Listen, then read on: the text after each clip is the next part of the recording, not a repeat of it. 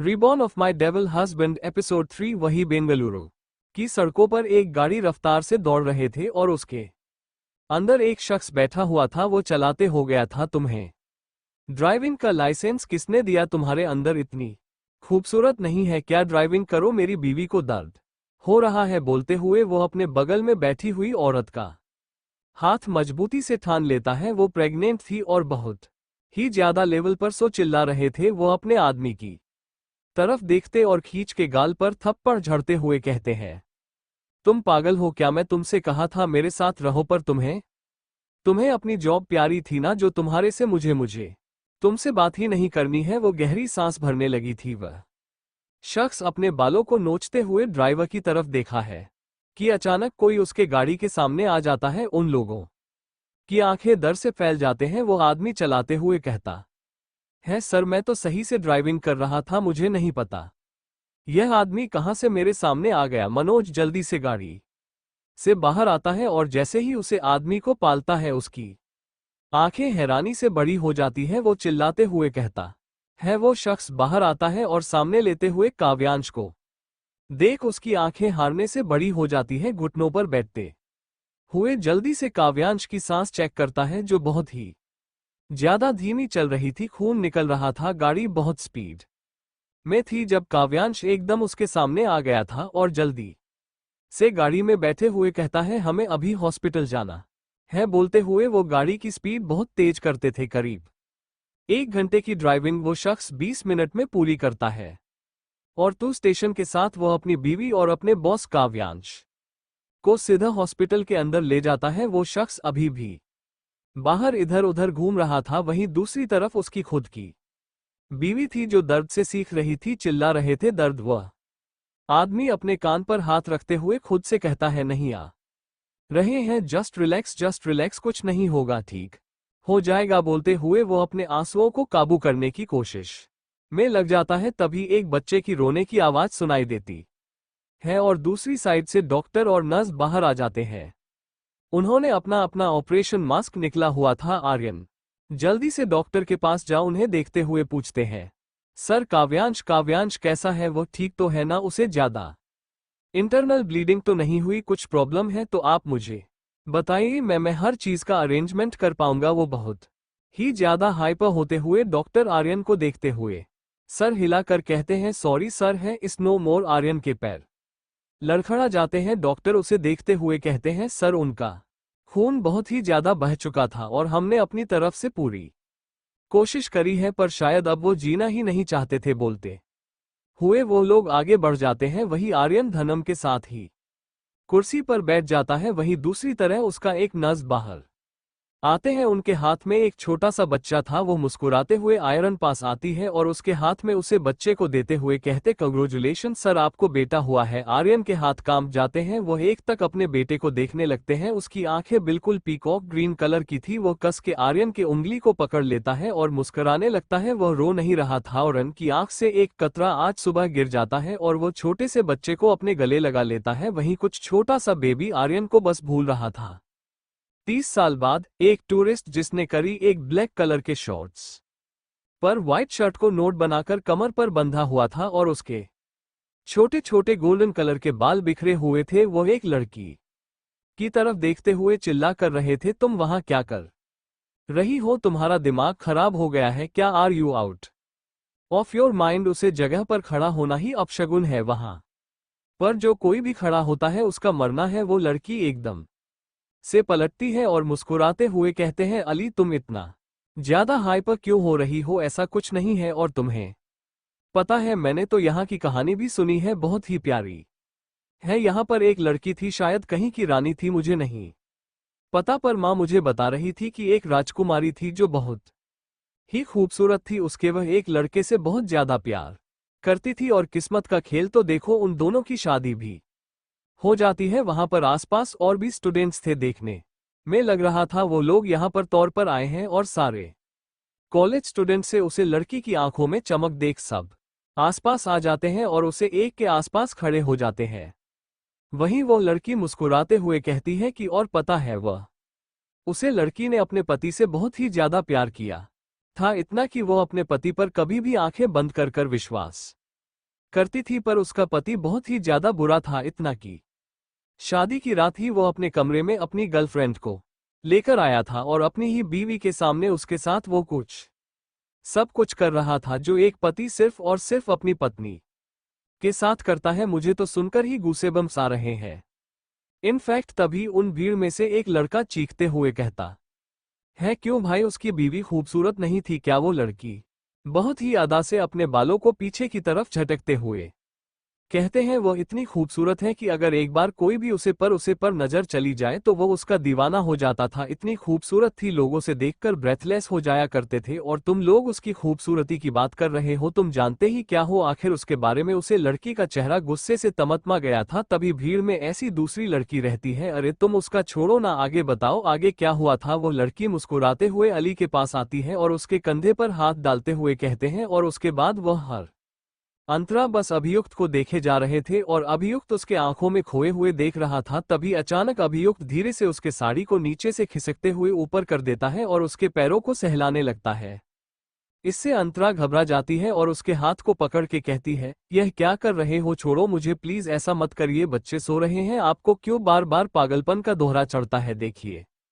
ये सुनकर अभियुक्त उसकी होठों पर उंगली रखता है और कहता है, तुम क्यों चाहते हो मैं तुम्हें इतना जल्दी छोड़ दूं? मैं तुम्हें नहीं छोड़ने वाला हूं, चाहे कुछ भी हो जाए बेबी डॉल। वैसे भी तुम मेरी प्यारी बेबी एप्पल लाल सेब हो जिसे मुझे खाना बहुत पसंद है और मैं दिल्ली खाना चाहता हूं।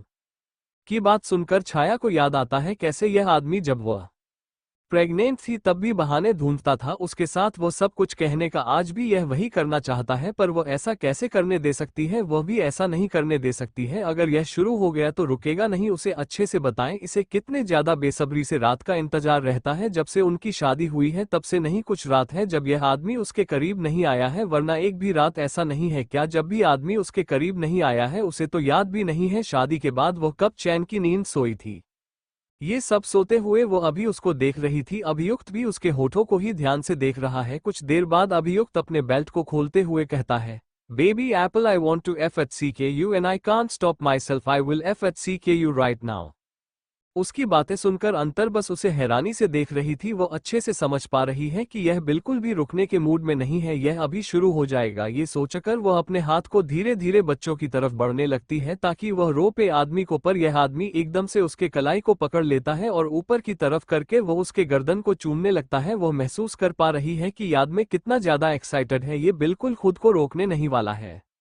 ये सोचकर वो हार मान लेती है। तभी अचानक उसे काफी दर्द महसूस होता है और वो कसकर उसके शर्ट को पकड़ लेती है और दर्द से कहती है, रुक जाए ना, दर्द हो रहा है मुझे। ये सुनकर अभियुक्त हैरानी से उसके चेहरे को देखा है और कहता है, पर तुम्हें दर्द क्यों हो रहा है, क्या मैं ये जान सकता हूँ? ये सुनकर वो उसे अपने ऊपर से हटाने की कोशिश करके कहती है, शायद मुझे चोट लग गया है काफी ज्यादा मेरे पैरों में, इस वजह से। अभी छोड़िए ना, आप ऐसा करना बंद करिए, काफी रात हो चुका है और 2 दिन बाद मेरा एग्जाम भी तो है ना, और मुझे सुबह उठकर पढ़ाई करना है, वरना आप नहीं छोड़ोगे। और अगर आपके बच्चे उठ गया तो वह मुझे पढ़ाई नहीं करने देंगे, बहुत परेशान करेंगे, इसलिए रात में जल्दी सोना जरूरी है। ये सुनकर अभियुक्त उसके होठों पर अपनी उंगली रखकर घूमते हुए कहता है, देखो मैंने तुम्हें मौका दिया था सोने का, पर तुम नहीं सोई, तुम जगती रहे और मैं कहीं पर जा रहा था जरूरी काम से, पर तुमने मुझे रोक दिया और अब मेरी जरूरत का पूरा नहीं करोगे। ये सुनकर वह अपने चेहरे को दूसरी तरफ कर लेती है, पर अभियुक्त उसके जबड़े को पकड़ के उसके चेहरे को अपने करीब करता है और अपनी सांसों को उसके चेहरे पर छोड़कर कहता है, नहीं, मैं इतना आगे बढ़ चुका हूं और मैं तुम्हें छोड़ नहीं सकता। कुछ ही देर में पूरे कमरे में अंतरा की आहें सुनाई देने लगता है। इधर आयुक्त ब्लैंकेट को अपने ऊपर कर लेता है और उसके दोनों हाथों को कसकर पकड़ लेता है और उसके साथ फिजिकल होने लगता है। दूसरी तरफ काफी ज्यादा भूख महसूस करके अभी उठ जाता है, अपनी आंखों को मारते हुए उठकर बैठ गया था। उसे बिल्कुल नींद नहीं आ रहा है, उसे फीडिंग करना है। वह नींद भरी आवाज में कहता है, मोमी भूख लगा है। ये सुनकर काफी ज्यादा घबरा जाती है अंतरा और अपने ऊपर से अभियुक्त को हटाने की कोशिश करती है। घर बेटे की आवाज सुनकर अभियुक्त एकदम रुक जाता है और फिर अंतरा को देखा है। अंतरा उसके आगे हाथ जोड़ लेती है और कहती है, नहीं अभी नहीं। अभियुक्त गहरी सांस लेकर उसके ऊपर से हट जाता है और अपने बेल्ट को पास से उठा लेता है और उसे पहनते हुए बाहर चला जाता है। और उसे ज्यादा देखकर वो जल्दी से उठकर बैठ जाती है और ब्लैंकेट को खींचकर खुद को ढक लेती है और फिर अपने बच्चों को अपने पास बुलाती है। वो अभी भी अपनी आंखों को माल रहा है, जिसे देखकर अंतरा उसकी आंखों से उसके हाथ को हटती है और कहती है, बेटा यह आप क्या कर रहे हो, ऐसा करना बंद करो, आंखों में चोट लग जाएगा, आपको भूख लगा है, आपको फीडिंग करना है। ये सुनकर वो हाँ में सर हिलाता है, जिसे देखकर अंतर उसे फीडिंग करवाने लगती है। दूसरी तरफ अभियुक्त वॉशरूम में था। वह गुस्से से दिवाकर मुक्का मारता है क्योंकि उसे काफी गुस्सा आ रहा है अपने दोनों बच्चों पर। उसे अपने बच्चों की वजह से अपनी जरूरत को अधूरा छोड़ना पड़ता है। उसे गुस्सा आ रहा था कि उसने बच्चे लिए ही क्यों है, उसे इतनी जल्दी बच्चे नहीं करना चाहिए था। बच्चों की वजह से उसे बहुत प्रॉब्लम होता है एडजस्ट करने में। उसे अपने बच्चों से ना तो किसी से भी मतलब है, उसे बस अपनी जरूरत को पूरा करना है जो अंतरा करती है। वो गुस्से से एक गहरी सांस लेता है और फिर इंतजार करने लगता है कब उसके बच्चे सोते हैं और उसे मौका मिलता है। अगले दिन सुबह अंतरा धीरे धीरे आंखें खोलकर बिस्तर पर उठकर बैठ जाती है और देखते हैं उसके दोनों ही बच्चे झूले पर सो रहे हैं और अभियुक्त ने उसे कसकर पकड़ के रखा है। ये देखकर अंतरा एसएससी के हाथ को अपने ऊपर से हटकर उठ जाती है बिस्तर से और उठकर वॉशरूम चली जाती है और फ्रेश होकर बाहर आती है और अपने बाल को पूछते हुए कुछ सोचने लगती है। उसकी पिछली जिंदगी में वो इस घर आ चुकी थी और यहाँ पर ही अभियुक्त का राज छिपा हुआ है। अगर एक बार वह उसे राज को जान जाती है तो कोई नहीं रोक सकता है अभियुक्त को उसकी बात मानने से। अभियुक्त उसकी बात मानेगा, वह अभी उसको ब्लैकमेल कर सकती है क्योंकि उसे अपना बदला पूरा करना है और अभियुक्त से भी तो बदला लेना है, सबसे बदला लेना है। उसे बहुत कुछ कहना था। ये सोचते हुए वो स्टडी रूम चली जाती है। स्टडी रूम बहुत ज्यादा बड़ा है, बिल्कुल लाइब्रेरी जैसा। वो पहली बार स्टडी रूम के अंदर आई थी। यह जगह काफी ज्यादा आलीशान है। वो जल्दी से बड़े से आलीशान से अलमीरा के पास जाती है और फिर सारे चाबियां को देखते हैं। उसने चुपके से यह चाबी ले लिया था। वो चाबियां से खोलकर सारे फाइल को देखने लगती है। सब कुछ देखते हुए वह अपने मन में सोच रही थी कुछ तो उसे मिलेगा यहाँ से जो उसके बहुत ज्यादा काम आए। बस एक बार उसे वो चीज मिल जाए, उसके बाद अभियुक्त भी उसके हाथ में आ जाएगी। अब उसे कुछ भी करके बदला लेना था। तभी अचानक उसका ध्यान कैलेंडर पर जाता है। आज 19 तारीख है और कल 20 तारीख, 19 अक्टूबर रविवार का दिन और कल सोमवार है 20 अक्टूबर। कल के ही दिन तो उसके मम्मी पापा की मौत हुआ था। उसके हाथ से सारी चाबी नीचे छूट जाता है और फाइल भी। और वो मन में कहती है, नहीं नहीं, मैं ऐसा कैसे होने दे सकती हूँ। इस बार मुझे मेरी मम्मी पापा को बचाना है, बिना वो दोनों जल्लाद मार डालेंगे। मैं इस बार उन्हें कुछ नहीं होने दे सकती हूँ। इस बार मुझे बचाना है। आज ही के दिन वो लोग निकले थे आश्रम के लिए और कल आते वक्त एक्सीडेंट हो गया था उन लोगों का। मम्मी पापा, उनके अलावा मेरा है ही कौन अपना, और बस मेरे बच्चे, बस यही चार होता है जो मेरे सबसे ज्यादा अपने पहले नहीं हो सकती हूँ। और उन लोगों ने मेरे अपनों को ही मार डाला था। ये सोचकर वो जल्दी से सारे फाइल वगैरह ठीक से रखकर स्टडी रूम से निकल जाती है और फिर बाहर जाने लगती है। बाहर आकर वो बड़े से गेट को खोलने की कोशिश करती है पर बॉडीगार्ड गेट को खोलते ही नहीं। वह गुस्से से कमरे में आ जाती है और अभियुक्त को उठाते हुए कहती है, उठिए, आप उठाते क्यों नहीं। ये सुनकर अभियुक्त उठ जाता है और उसे अपने करीब खींच लेता है और गुस्से से उसे अपनी गोद में बिठाकर कहता है, क्या हुआ है तुम्हें, क्या कल रात का मेरा प्यार कहीं नहीं था। ये सुनकर वो गुस्सा से कहती है, मुझे बाहर जाना है, मुझे यहाँ पर नहीं रहना, मुझे जरूरी काम से बाहर जाना है। अभियुक्त कुछ देर तक उसके चेहरे को देखता रहता है क्योंकि यह लड़की कभी बाहर नहीं गई, इसमें कभी भी बाहर जाने के बारे में नहीं बोला था और आज अचानक बाहर जाना चाहती है। इधर अंतरा को पता है यह आदमी उसे मना कर देगा, फिर भी वो हिम्मत करके पूछने आई थी अगर हाँ कर दे। ये सोच करवाई थी। तभी उसे हैरान करते हुए अभियुक्त कहता है, ठीक है, पर अपना ध्यान रखना और ड्राइवर को लेकर जाना, बच्चों को भी लेकर जाना और तुम्हारे साथ बॉडीगार्ड्स भी जाएंगे। ये सुनकर अंतरा को बिल्कुल प्रॉब्लम नहीं होता। यह अच्छा ही था, बॉडीगार्ड जा रहे थे और वो अपने बच्चों के बिना भी नहीं जा सकती है, उसे बच्चों का भी ख्याल रखना था। उसके बाद अभियुक्त उसे छोड़ देता है और उठकर वॉशरूम चला जाता है। अंतरा जल्दी से बाहर आ जाती है और अपने बच्चों को उठा लेती है अपने गोद में, फिर बाहर आता है और गली में बैठ जाती है। ड्राइवर भी आ जाता है और वहां से वो लोग निकल पड़ते हैं। इधर अभियुक्त अपने असिस्टेंट को देखा है और अपनी ठंडी आवाज में कहता है, अच्छे से नजर रखना, वह क्या करती है, कहाँ जाती है, पूरा इन्फॉर्मेशन मुझे देना, मैं भी तो देखूं जा कहाँ रही है। ये बोलकर वो उसे चाबी को देखने लगती है जो जल्दबाजी में अंतरा आके हाथ से नीचे गिर गया था। और उसके बाद उसने अपने स्टडी रूम का सीसीटीवी फुटेज देख जहां पर अंतरा कुछ ढूंढ रही थी। उसे समझ आ गया इसके दिमाग में कुछ तो चल रहा है। इधर अंतरा पिचकारी में बैठे हुए जल्दी से अपने मम्मी पापा को फोन करती है। उधर उसके मम्मी पापा तैयार हो चुके थे अनाथ आश्रम में जाने के लिए। तभी पापा का फोन बजता है और पापा फोन उठा लेते हैं उसे पर से। अंतरा कहती है, पापा आप मम्मी को लेकर निकल गए हो अनाथ आश्रम के लिए। ये सुनकर उसके पापा कहते हैं, हाँ बच्चा, हम बस तैयार हो रहे हैं, कुछ ही देर में निकलने वाले हैं। तुम अभी कैसे हो और वो दोनों कैसे हैं और क्या कर रहे हैं? ये सुनकर अंतरा अपने दोनों बच्चों को देखते हैं और मुस्कुराते हुए कहती है, वो दोनों बिल्कुल ठीक है और मेरे साथ ही है। मैं भी घर के लिए ही निकल पा रही हूँ, मैं आ रही हूँ, हम एक साथ जाएंगे। ये सुनकर उसके पापा कहते हैं, ठीक है बेटा, हम इंतजार कर रहे हैं, आप जल्दी से आ जाओ। ये बोलकर वो फोन काट देता है और अंतर फोन को ध्यान से देखने लगती है। शायद इस बार वो अपने मम्मी पापा को बचा ले, इस बार वो दोनों उसकी मम्मी पापा के साथ कुछ ना कर पाए। इसी उम्मीद से अंतरा निकल पड़ी थी अपने मम्मी पापा को बचाने के लिए। अंतरा अनाथ आश्रम के बाहर गाड़ी रुकती है और फिर गाड़ी से जल्दी से बाहर निकलती है और उसके बाद दोनों बच्चों को अपने गोद में उठा लेती है और फिर अनाथ आश्रम के अंदर चली जाती है। वहां पर एक इवेंट चल रहा है जहां पर उसके पापा आए थे। बिजनेस में प्रॉफिट की वजह से उसके पापा ने काफी ज्यादा डोनेशन दिया था यहां पर, इस वजह से आज अंतरा के पापा को सम्मानित किया जाएगा। अंतरा खुजली तो थी पर उसके दिल में एक अजीब सा डर है। अंतरा जैसे जैसे अंदर जा रही थी वैसे वैसे उसके दिल की धड़कन बढ़ रहा है। तभी उसके दिमाग में कुछ आता है और वो सच में पड़ जाती है। मेरी पिछली लाइफ में हमें अगले दिन पता चला था मम्मी पापा की मौत हो चुका है, पर हुआ तो आज ही था ना, मतलब आज ही के दिन मम्मी पापा की मौत होगी और उनके साथ काफी सारे बच्चे और लोगों की भी मौत हो चुका था। यहाँ पर बहुत जोरों से आग लग जाएगा। नहीं नहीं, मुझे बच्चों को यहाँ पर लाना नहीं चाहिए था, मैंने गलती कर दिया बच्चों को यहाँ पर लाकर। ये सोचकर अंतरा परेशानी से अंदर जाने लगती है। दूसरी तरफ उसके पापा स्टेज पर चले गए थे और अनाउंसमेंट हो रहा था। उसके पापा के हाथ में चेक है जिन्हें वो डोनेट करने वाले थे, 20 लाख का चेक। अंतरा आसपास देखने लगती है, तभी उसे स्टेज के पास भाई और भाभी दिख जाता है जो कुछ बात कर रहे थे और मुस्कुरा रहे थे। वो समझ जाती है इन लोगों ने अपना चाल चलन शुरू कर दिया है, पर अभी उसे पहले अपने बच्चों को सेव करना था। ये सोचकर बहुत जल्दी से अपने बच्चों को बाहर जाकर गाड़ी में छोड़कर आती है और कहती है, बच्चों प्लीज बाहर मत आना जब तक मम्मी ना कहे। मम्मी कुछ देर में ही आ रही है, आप लोग कहीं मत जाना, शैतानी बिल्कुल मत करना और ड्राइवर इन्हें लेकर सीधा घर चले जाओ, इन्हें अभियुक्त के पास छोड़ देना।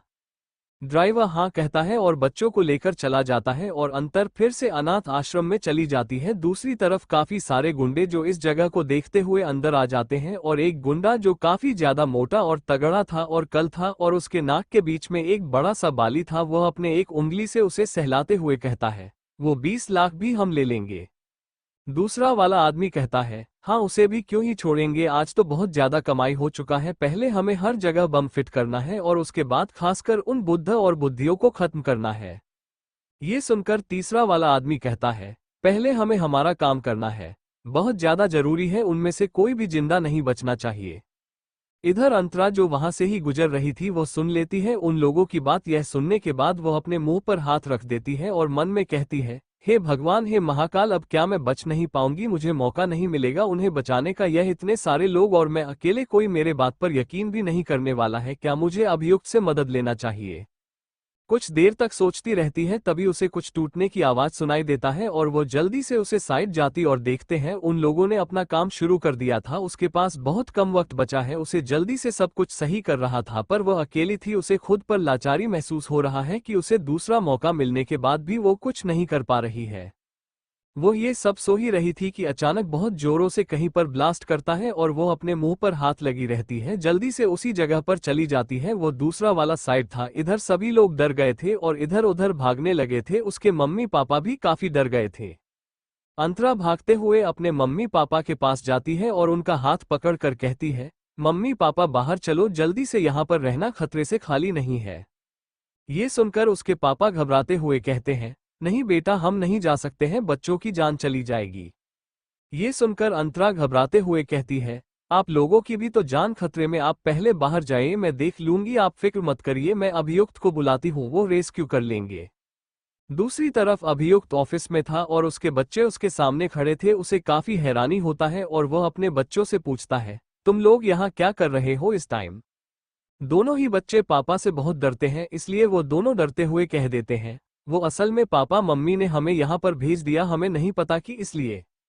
अभी उसको काफी अजीब लगता है और वो अपने फोन को निकालकर अंतरा को कॉल करता है, पर वो फोन नहीं उठाती। वो समझ आता है कुछ तो हुआ है, इसलिए वो जल्दी से बच्चों को अपने असिस्टेंट के पास छोड़कर गाड़ी लेकर वहां से निकल पड़ता है। दूसरी तरफ अंतरा अपने मम्मी पापा को जबरदस्ती वहां से बाहर निकालने के बाद अंदर आ जाती है और जल्दी से बच्चों को बाहर निकलने लगती है। पर वो अकेले कब तक करती, वहां पर और भी काफी सारे लोग थे जो खुद की जान बचाने के लिए भाग रहे थे, पर बच्चों पर किसी ने ध्यान नहीं दिया था। वो अपनी जान पर खेलकर बच्चों को बचा रही थी। वो दो बच्चों को अपने गोद में उठा लेती है और बाहर जाने लगती है। तभी उनके सामने बहुत जोरों से आग जल उठता है, क्योंकि आज हर जगह फैल चुका था, ये जगह चल रहा था। पर वह मन में महाकाल का नाम लेकर बच्चों को लेकर बाहर आ जाती है। अभी भी काफी सारे बच्चे थे, उन्हें भी बचाना है। तो क्या होने वाला है इसके बाद? अंतरा बच्चों को बचा पाएगी? और क्या अंतरा के मम्मी पापा खतरे से बाहर है? अंतरा डरते घबराते हुए बच्चों को बचाने की कोशिश कर रही थी। तभी वो एक बच्चे को लेकर वहां से निकलने ही वाली थी कि अचानक उसके सामने एक और दीवार जाकर गिरता है और डर की वजह से वह नीचे गिर जाती है और उसका सर किसी दीवार से जाकर टकराता है।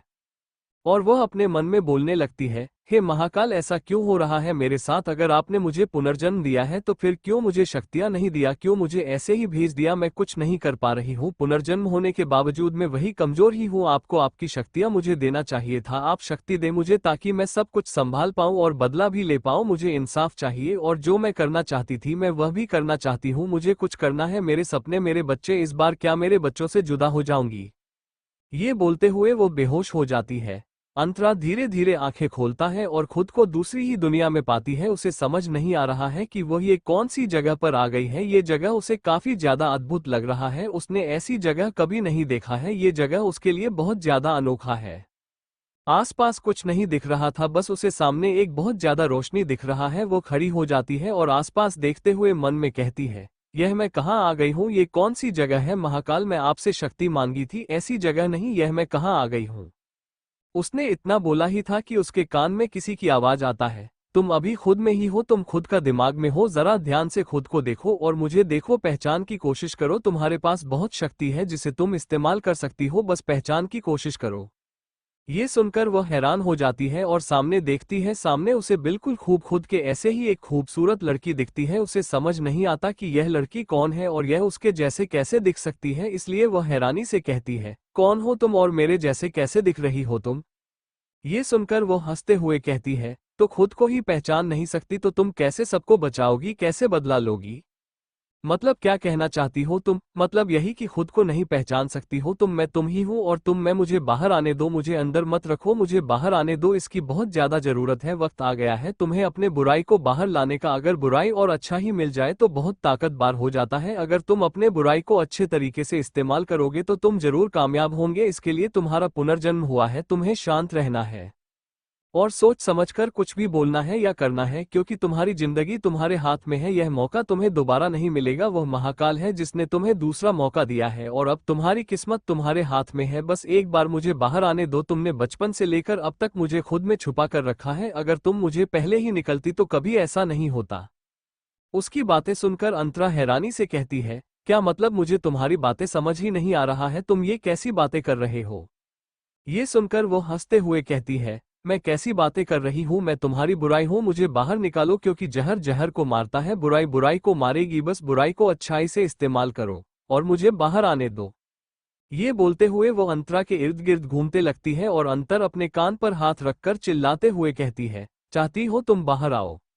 अगले ही पल उसका अक्ष उसके अंदर समा आता है और वो गहरी गहरी सांस लेते हुए अपने आंखों को खोल देती है और खुद को एक अलग ही जगह पर पाती है। वह हैरान हो गई थी, यह कौन सी जगह है? वह एक बेहद खूबसूरत से बेडरूम में है जिसका इंटीरियर ब्लैक एंड व्हाइट है। उसे याद नहीं था ये जगह कौन सा है, यहाँ पर कभी आए हैं या नहीं आए हैं। तभी उसका ध्यान बालकनी के पास खड़े आदमी पर जाता है जो कॉफी पी रहा है। वह हैरान हो गई थी। वह उठकर जल्दी से उसके पास जाती है और उसके पीठ पर हाथ रखती है और वह आदमी जिसने शर्ट नहीं पहना हुआ था, बस ब्लैक लोअर पहना हुआ है, वो उसकी तरफ देखा है या और कोई नहीं, अभियुक्त है। अभियुक्त को देखकर वह हैरान हो जाती है। इधर उसे उठ गया देखकर अभी उसे अपने करीब खींच लेता है और उसकी आंखों में देखते हुए कहता है, लिटिल बेबी एप्पल लाल सेब, आर यू ओके नाउ? ये सुनकर वो गुस्से से कहती है, क्या तुम्हें मैं ठीक लगती हूँ? मेरे मम्मी पापा कहाँ हैं? और हम तो अनाथ आश्रम में थे, उन सब का क्या हुआ? ये सुनकर वो मुस्कुराते हुए कहता है, वो सब ठीक है, किसी को भी चोट नहीं आया है, वो सब अपने अपने घर पर हैं और अगर तुम अपने मम्मी पापा से बात करना चाहती हो तो कर सकते हो, वीडियो कॉल कर लो, वो लोग घर पर हैं और सब ठीक है। ये सुनकर वो बिना एक्सप्रेशन से कुछ देर तक अभियुक्त को देखते हैं और कहती है, क्या हुआ था वहां पर और मैं यहाँ पर कैसे पहुंची, जरा मुझे एक्सप्लेन करोगे? ये सुनकर अभियुक्त ध्यान से अपनी कॉफी के मग को टेबल पर रखता है और एकदम से अंतरा को अपनी तरफ खींच लेता है और उसके कमर को अपने दोनों हाथों से जाकर लेता है। अंतरा के सीने पर हाथ रख देती है और अभियुक्त अपने गहरी आवाज में कहता है, मैं वहां पर टाइम पर पहुंच चुका था और मैं सबको बचा लिया, पर बचाना तो मैं तुम्हें चाहता था, पर पता नहीं कैसे वो लोग भी बच गए, किसी को भी थोड़ा सा भी चोट नहीं आया, बट तुम्हारे भाई भाभी को मैंने देखा था।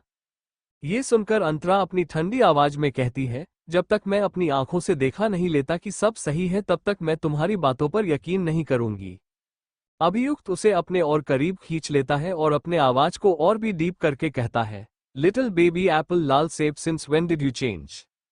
ये सुनकर वो बस हल्का मुस्कुराती है और उसे धक्का देकर पीछे हटते हुए कहती है, तुम मुझे दिखाने ले चलोगे या मैं खुद जाऊं। ये सुनकर वो मुस्कुराते हुए कहता है, why not, let me take you along little baby apple लाल सेब। पर तभी उसे याद आता है कि उसके बच्चे कहाँ गए, उसे अपने बच्चों के बारे में भी जानना था, उसने अपने बच्चों को देखा ही नहीं था जब से वह होश में आई है। और उसके दिमाग की बातें समझते हुए अभियुक्त कहता है, don't worry baby Apple baby it's ऑक। ये सुनकर वो गुस्से में कहती है, मुझे बच्चों के पास लेकर चलो और आश्रम में भी लेकर चलो।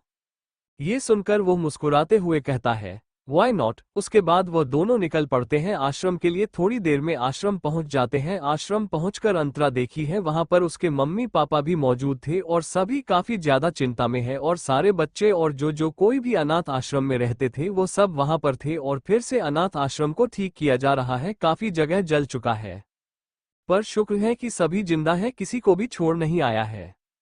दूसरी तरफ अंतरा की भाभी सिया गुस्से से अंतरा भाई को देखते हैं और चिल्लाते हुए कहती है, कैसे कैसे ये सब कुछ हो गया, सब कुछ तो हमारे प्लान के मुताबिक थे और तुम्हारे मम्मी पापा उन्हें तुम्हें अपने हाथों से मार डालूंगी, कैसे वो लोग जिंदा बच गया है और उन लोगों को दोहरा ही क्यों चढ़ा है अनाथ आश्रम के लिए डोनेट करने का, और उन्होंने आधी प्रॉपर्टी तुम्हारे बहन के नाम कर दिया, वो सब कुछ हमारा है, हम सबको रास्ते से हटा देंगे और कब तक ऐसे अच्छा का मुखौटा पहनकर हम उनके सामने रहे, मुझे सब कुछ चाहिए।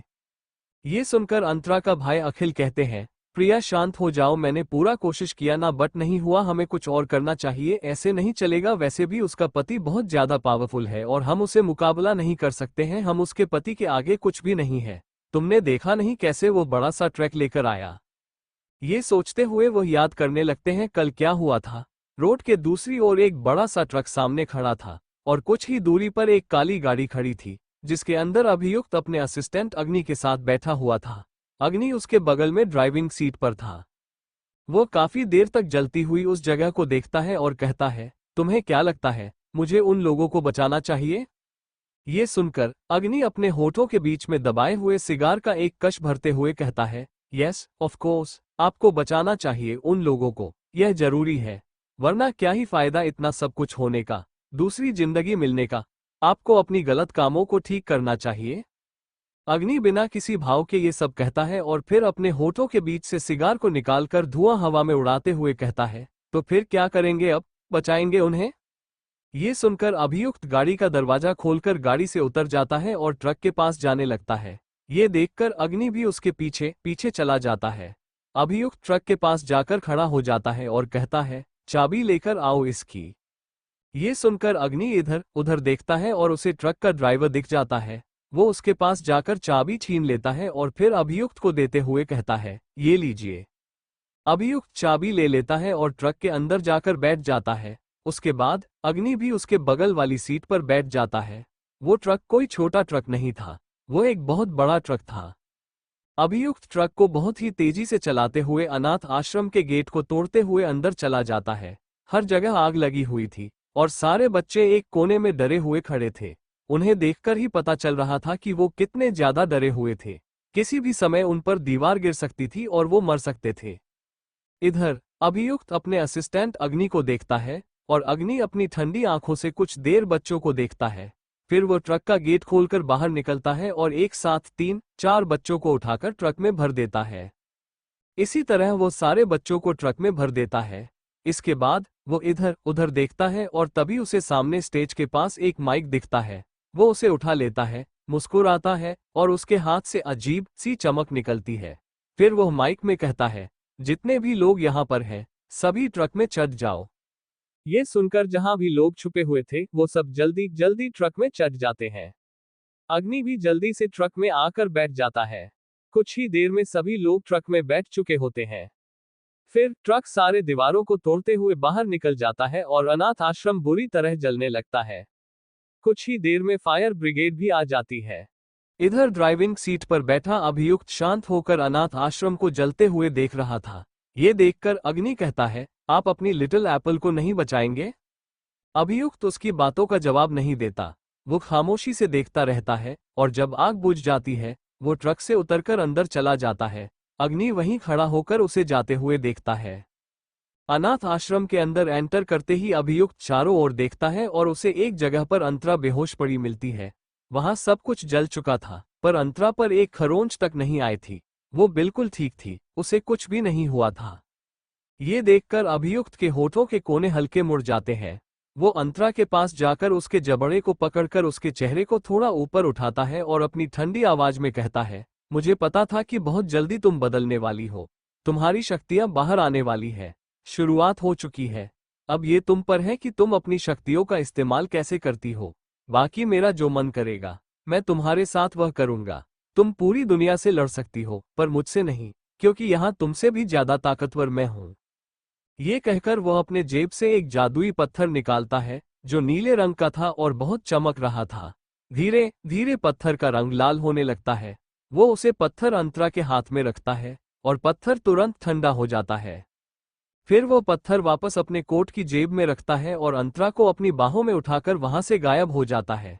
किसी को यह नहीं पता चलता कि वो दोनों कब आए और कब चले गए। दूसरी ओर अंतरा की भाभी सिया ने अभियुक्त को ट्रक में देख लिया था। वो गुस्से से कहती है, इसने हमारा सारा प्लान खराब कर दिया। इसकी वजह से सब कुछ खत्म हो चुका है। इसे तो हम छोड़ेंगे नहीं। अगर यह ऐसा नहीं करता तो ऐसा कुछ भी नहीं होता। इसकी वजह से इतना सब कुछ हुआ है। ये कहते हुए वो गुस्से से अपनी मुठियां भींच लेती है। ये सब याद करते हुए अभियुक्त अंतरा को ध्यान से देख रहा था और अंतरा भी हैरानी से उसे देख रही थी। अगले ही पल अभियुक्त उसे अपने करीब खींच लेता है और कहता है, सब हमें देख रहे हैं। ये हमारा बेडरूम नहीं है। अपने मम्मी पापा से बात करो। और जहां तक हमारे बच्चों की बात है वो मेरे मम्मी पापा के पास है। वो दोनों एकदम सेफ है, शायद अभी सो रहे होंगे। अभियुक्त उसकी कमर को पकड़ता है और कहता है, तो फिर अब घर चला जाए? कब तक यहाँ रहेंगे हम? वैसे भी मुझे तुम्हें प्यार करना है। तुम्हें प्यार करने का मन हो रहा है, बहुत ज्यादा। तुम मुझसे नहीं जीत पाओगी। तुम्हें मेरा टॉर्चर बर्दाश्त करना है लाइफ टाइम के लिए। एंड रिमेंबर कि मैं शुरुआत में तुमसे क्या कहा था। लाइफ टाइम के लिए तुम्हें ये बर्दाश्त करना है, चाहे वो पहले हो या अब हो। फिर से वो चीज हम एक्सपीरियंस कर सकते हैं जो हम पहले भी कर चुके हैं, क्योंकि तुम्हारे लिए मेरा प्यार बदलने वाला नहीं है। मैं ऐसा ही हूँ, ऐसा ही रहूंगा। मैं तुम्हारे लिए नहीं बदलूंगा, भले ही दुनिया वालों के लिए और बच्चों के लिए बदल जाऊं। तुम्हें इसे ही एक्सेप्ट करना है, पर मैं तुम्हारे लिए थोड़ा सा बदल सकता हूँ। अंतरा उसकी बातों को बिल्कुल भी समझ नहीं पाती। वह हैरानी से कहती है, क्या मतलब? तुम कहना क्या चाहते हो? मुझे कुछ भी समझ नहीं आ रहा है। और जहां तक हमारे बच्चों की बात है, वो बहुत छोटे हैं और उन्हें ऐसे अकेला नहीं छोड़ना चाहिए, वो भी उन लोगों के साथ। मैं उन पर बिल्कुल भरोसा नहीं करती। मुझे मेरे बच्चों के पास लेकर चलो। ये सुनकर अभियुक्त मुस्कुराते हुए कहता है, हाँ जरूर, मैं तुम्हें उनके पास लेकर चलूंगा, पर उससे पहले मुझे एक किस चाहिए। अंतरा गुस्से में कहती है, ये कैसी बात कर रहे हो तुम? मैं बिल्कुल भी ऐसा कुछ नहीं करने वाली हूँ, चाहे कुछ भी हो जाए। तुम्हारा दिमाग शायद खराब हो चुका है जो तुम बार बार ऐसी बात कर रहे हो। मेरे पास इतना खाली फोकट का टाइम नहीं है कि मैं तुम्हें किस करती रहूं। मैं नहीं करने वाली हूँ, मुझे घर लेकर चलो। अभियुक्त उसे सुनकर एक दीवार के पास ले आता है। वो उसे दीवार से सटाकर अपने चेहरे को उसके चेहरे के करीब लाता है और गहरी आवाज में कहता है, नहीं, मैं तब तक नहीं ले जाऊंगा तुम्हें जब तक तुम मेरी डिमांड पूरी नहीं करती। मेरी डिमांड पूरी करो, उसके बाद ही मैं तुम्हें लेकर जाऊंगा। अंतरा इधर उधर देखते हुए कहती है, आस पास बहुत लोग हैं, सब हमें देख रहे हैं। छोड़ो ये बदतमीजी करना, बंद करो यहाँ पर। मेरे मम्मी पापा भी यहाँ है। हम यहाँ ऐसा नहीं कर सकते। ये तुम्हारा प्राइवेट बेडरूम नहीं है। अभियुक्त यह सुनकर उसके बालों को कसकर पकड़ता है और कहता है, गुस्सा क्यों दिखा रही हो? गुस्सा दूसरों को दिखाओ, मुझे नहीं। मेरे सामने तुम्हारा गुस्सा और खोखली धमकियां नहीं चलेंगी। अगर करना है तो हिम्मत से कुछ करके दिखाओ, सिर्फ मुंह से मत कहो। धमकियों से कुछ नहीं होने वाला है। देने के लिए तो कोई भी धमकी दे सकता है, पर करके जो दिखाता है वही असली किंग कहलाता है। और तुम किंग नहीं हो, ना ही तुम क्वीन हो। पहले खुद को क्वीन बनाओ। अभियुक्त की डिमांड सुनकर अंतरा घबरा जाती है, लेकिन उसे समझ नहीं आता कि वह क्या करे। इधर अभियुक्त कुछ देर तक तो खामोश रहता है, और जब वह देखता है कि अंतरा कुछ नहीं कह रही है, तो वह उसकी चुप्पी को हाँ समझकर उसके जबड़े को पकड़कर अपनी तरफ खींच लेता है और उसके होठों पर अपना होंठ रखकर उसे चूमने लगता है। काफी देर बाद वह उसके होठों को छोड़ता है, फिर उसके बालों को ठीक करते हुए उसके माथे को चूमता है और कहता है, बच्चों के पास जाना है। ये सुनकर वो हाँ में सिर हिलाती है। अभियुक्त उसके होठों को हल्के से छूता है और कहता है, do you remember you have an exam tomorrow? ये सुनकर वो अभियुक्त को देखने लगती है। उसे अभी भी याद था कि वो फेल हो गई थी और वकील नहीं बन पाई थी, क्योंकि पिछले बार उसका बेटा अस्पताल में था और उसके मम्मी पापा की मौत हो चुकी थी। लेकिन अब वो वकील बनना नहीं चाहती। अभियुक्त चाहता है कि वो वकील बने, जबकि उसका सपना कुछ और ही है। उसे बिजनेस वुमन बनना है और इतना नाम कमाना है कि अभियुक्त भी हैरान हो जाए कि उसकी बीवी ऐसा भी कुछ कर सकती है। ये सोचकर वो अभी को देखती है और अपनी मुट्ठी बना लेती है और कहती है, मुझे एग्जाम नहीं देना है। अभी हैरान हो जाता है और कहता है, व्हाट डू यू मीन? क्यों एग्जाम नहीं देना है? ये बहुत जरूरी है, तुम्हें पता है ना। और तुम एग्जाम नहीं दोगी? तुम ऐसा कैसे कर सकती हो? तुम्हें एग्जाम देना ही है, चाहे कुछ भी हो जाए। ये सुनकर अंतरा गुस्से में कहती है, मेरी मर्जी, मैं जो चाहे करूंगी, मैं एग्जाम नहीं दूंगी। अभियुक्त कुछ देर तक उसे देखता है और फिर कहता है, ठीक है, तुम्हारी मर्जी, तुम वही करो, पर तुम्हारे पास बस 1 साल का वक्त है। अगर 1 साल के अंदर तुम सक्सेसफुल नहीं होती, तो तुम्हें फिर से एग्जाम देना पड़ेगा, और जो मैं चाहता हूं, तुम्हें वही बनना पड़ेगा। तुम्हारे पास बस 1 साल है। ये सुनकर अंतरा गुस्से से कहती है, मेरे लिए ये काफी है। ये बोलकर वो अभी को धक्का देकर आगे बढ़ जाती है। अभियुक्त अपने दिल पर हाथ रखकर दीवार से टिक जाता है और कहता है, मेरी जान, तुम्हारे इसी तेवर को देखना चाहता हूँ। बहुत अच्छा लगता है मुझे तुम्हारे इस तेवर को देखकर। सोच भी नहीं सकता कि इतना मजा आने वाला था। वैसे भी आग में घी डालना पड़ेगा ताकि और भड़क सके, और मैं यही करने वाला हूँ। तभी उसके पीछे खड़ा असिस्टेंट कहता है, पर इसके लिए आपको खुद पर थोड़ा काबू रखना पड़ेगा, खासकर रात में, वरना क्या पता अगले साल वो सक्सेसफुल हो या ना हो, पर एक और गुड न्यूज मिल जाए। ये सुनकर वो दांत पीसते हुए कहता है, तुम कहना क्या चाहते हो? वो तिरछी मुस्कान के साथ कहता है, यही कि आपकी जो हरकतें हैं, उससे वो 2 महीने में प्रेग्नेंट हो जाएगी, और अगले साल तक एक और बच्चा, फिर तीन बच्चे हो जाएंगे, और अगर इस बार भी ट्विंस हुए तो 4 बच्चे हो जाएंगे। ये सुनकर अभियुक्त गुस्से से कहता है, मेरे पास इतना पैसा है कि मैं एक साथ 4 क्या 100 बच्चे भी पाल सकता हूँ, और पूरी जिंदगी बिना काम किए हम सब आराम से रह सकते हैं, एक अच्छी जिंदगी जी सकते हैं। मेरे पास इतना पैसा है कि मेरे साथ किसी को भी कुछ ना करना पड़े, बैठकर भी खा सकते हैं। बड़े आए बोलने वाले। वैसे तुम्हारे पास भी मौका है, शादी कर लो, अपने लिए किसी को ढूंढ लो। वो मुस्कुराते हुए कहता है, मुझे दिलचस्पी नहीं है, मैं ऐसा ही ठीक हूँ, मुझे कोई झमेला नहीं चाहिए। ये सुनकर अभियुक्त मुस्कुराकर कहता है, देखता हूँ इस बार कैसे नहीं होता। इस बार हमारे मरने का वक्त आते हुए तुम्हारे साथ भी कुछ और ही होगा।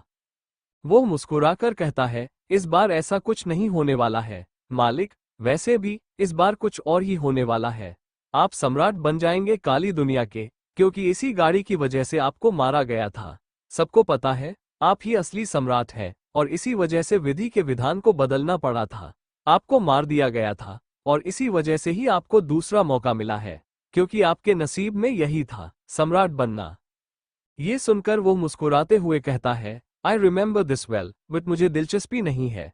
मुझे तो बस एक अच्छा हस्बैंड बनना है, अपनी बीवी को सेटिस्फैक्शन देना है, उसके साथ खड़ा रहना है। वो बहुत प्यारी है, मुझे वो बहुत पसंद है। मैं जब चाहे तब उसके साथ प्यार करना चाहता हूँ। शादी का क्या है, वो संभाल लेगी, और मैं उसे संभाल लूंगा। ये सुनकर अग्नि कहता है, कब से इतना ज्यादा शिद्दत आने लगी है? वो मुस्कुराते हुए कहता है, ज्यादा नहीं, बस 2 दिन पहले, जब सब कुछ सही हो गया, हमारा पुनर्जन्म हुआ, तब से। वैसे मेरा पहले हो गया था, उसका 1 दिन बाद हुआ है, और मुझे पता था कि ऐसा होने वाला है। जो होता है वो होने के लिए ही होता है, इसे होने से कोई नहीं रोक पाता। उसकी बातें सुनकर अग्नि उसके कंधे पर हाथ रखता है और कहता है, तब तो इस बार आपके और भी बच्चे हो जाएंगे। वो हंसते हुए कहता है, होने में क्या है, बच्चे होने ही हैं, पर मैं देखना चाहता हूँ इस बार वह क्या करती है। इस बार भी क्या वो इतनी ही बेवकूफ रहेगी या चालाकी से अपना काम करेगी। और मैं उसे उसकी शक्तियों के बारे में नहीं बताऊंगा। वो खुद पहचानेगी, खुद जानेगी कि वह क्या है, क्या थी और अब क्या बन चुकी है। ये सुनकर अग्नि कहता है, लेकिन ये बात आपको उसे बता देनी चाहिए थी। आपको ऐसा नहीं करना चाहिए। ऐसा करके आप खुद ही मुश्किलों को बुला रहे हो। आपको उसे सिखाना चाहिए, क्योंकि आप होने वाले सम्राट हो और आपको अपनी जिम्मेदारी समझनी चाहिए। वो मुस्कुराते हुए कहता है, पता है, मुझे अच्छे से पता है। ये बोलकर अभियुक्त कल रात अपने और अपने प्यार एप्पल के बीच जो हुआ था उसे इमेजिन करने लगता है। वो मुस्कुराता है और कहता है, फिलहाल के लिए मुझे बेडरूम में जाना है उसके साथ, ताकि मैं और दर्शन कर पाऊं और शायद कुछ और बच्चे भी। ये सुनकर अग्नि अजीब सा मुंह बनाकर कहता है, शर्म करो बुढ़े आदमी। वो बस 20 साल की है और तुम 32 के। अगर सही वक्त पर शादी करते तो तुम्हारी 16-17 साल की बेटी होती। और आजकल के जनरेशन को देखकर अगर तुम भी वैसे होते तो तुम्हारी बीवी जितनी ही उम्र की बेटी होती। बेटी की उम्र की लड़की से शादी की है तुमने, बुढ़े। अगले ही पल अभियुक्त उसका कॉलर पकड़कर उसे अपने करीब खींच लेता है और अजीब ढंग से उसकी नसों को दबाते हुए कहता है, जैसे मैं तुम्हें बना सकता हूं वैसे मैं तुम्हें मिटा भी सकता हूं। इसलिए अपनी जबान पर लगाम दो। क्या पता कब मैं अपने असली रूप में आ जाऊं और विनाश कर दूं तुम्हारा। वो मुस्कुराता है और कहता है, 2 मिनट के लिए कर भी दोगे, फिर से खुद ही बना लोगे। पता है मुझे, मालिक। ये कहते हुए वो एक छोटे से काले और हरे सांप में बदल जाता है और अभियुक्त की उंगली से लिपटकर गायब हो जाता है। ये देख अभियुक्त अपनी उंगली को अपने चेहरे के करीब लाकर कहता है, वापस आ जाओ। तभी वो छोटा सांप फिर से उसकी उंगली से बाहर आता है, उससे लिपट जाता है और अपना सिर उठाकर जुबान निकालता है। अभियुक्त उसे देखकर कहता है, तुम्हारा सारा जहर उतार दूं। तुम्हारे पास कोई काम धंधा नहीं है। आलसियों की तरह दिन रात आराम करते रहते हो। जाओ, जाकर मेरे और मेरी प्यारी लिटिल एप्पल के लिए रोमांटिक डिनर का अरेंजमेंट करो। ये कहकर वो अपने घुटनों के बल नीचे बैठ जाता है और अपना हाथ जमीन की ओर करता है। सांप उसके हाथ से उतर जाता है और वहां से गायब हो जाता है। उसे दूर जाते देख अभियुक्त खड़ा हो जाता है। तभी तेजी से हवा चलने लगती है और आसमान में काले बादल घिरने लगते हैं। उसकी आंखें गहरे काले से गहरे हरे रंग में बदलने लगती हैं। तभी बहुत जोर से बिजली चमकती है और उसके चेहरे पर एक मुस्कुराहट आ जाती है। फिर वह भी वहां से गायब हो जाता है, जैसे वहां कोई था ही नहीं। दूसरी तरफ अंतरा इंतजार कर रही थी कि अभियुक्त आएगा, पर वह आया ही नहीं। उसे समझ नहीं आ रहा था कि आखिर यह आदमी गया कहाँ। Thank you for listening. मुझे उम्मीद है आपको ये स्टोरी पसंद आई होगी। अगर आपको पसंद आई है तो प्लीज़ लाइक और कमेंट करना ना भूलें और मोर स्टोरीज के लिए सब्सक्राइब करें। मिलते हैं नेक्स्ट वीडियो में।